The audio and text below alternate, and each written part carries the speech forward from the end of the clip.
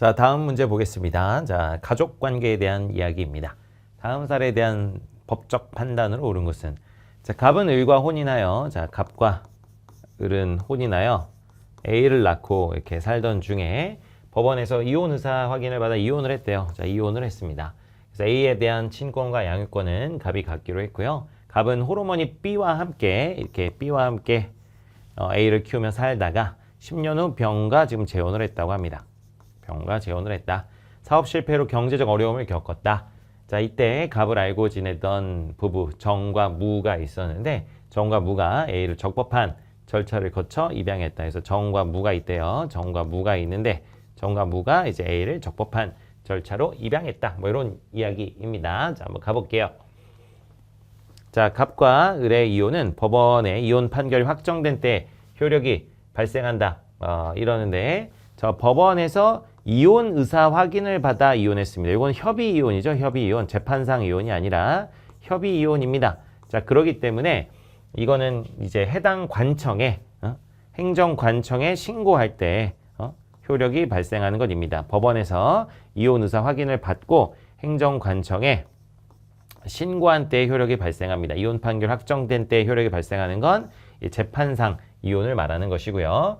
자, 2번. 갑과 병의 혼인으로 병과 A 간에 친자 관계가 형성된다. 갑과 병의 혼인을 했긴 했는데 이 병이 A를 자식으로 하려면 따로 입양을 해야 됩니다. 그래서 따로 입양을 하지 않았기 때문에 갑과 병의 혼인으로 친자 관계가 형성되는 건 아닙니다. 여러분, 친족은 맞아요.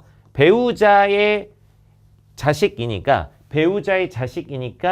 나의 친족인 건 맞는데 친족인 건 맞지만 이 입양을 하지 않았기 때문에 친자라고 얘기할 수는 없습니다. 자, 친자 관계는 입양을 해야 형성되는 것이다.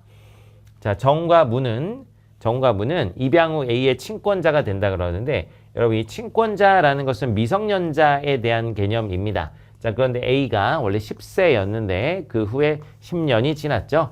자, 그래서 20살이 된 거예요. 더 이상 미성년자가 아니기 때문에, 성인이기 때문에 친권자란 개념은 존재할 수가 없습니다. 자, 갑이 유언 없이 사망할 경우 갑의 재산에 대하여 병은 이제 배우자죠. B의 상속분의 50%를 가산하여 상속받는다. 이렇게 되어 있는데 갑에게는 자식이 있기 때문에 부모는 상속을 받을 수가 없습니다. 그래서 만약에 갑이 죽었다면 이 갑에 대해서 상속받는 건 자식인 A랑 배우자랑 병인데요. 그래서 병은 B의 상속분이 아니라 이 자식 A의 상속분의 50%를 가산하여 상속을 받습니다. 자, 5번. 을이 유언 없이 사망할 경우, 자, 을이 유언 없이 사망할 경우 A는 을의 상속인이 된다.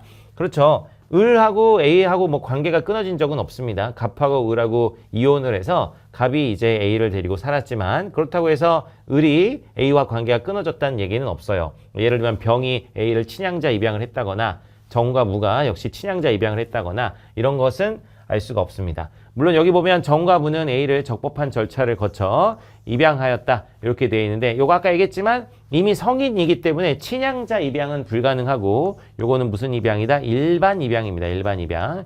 일반 입양이기 때문에 을과의 관계는 계속 유지되고 있는 것이기 때문에 을이 사망할 경우 A는 을의 상속인이 되는 것이죠. 정답은 5번 되겠습니다.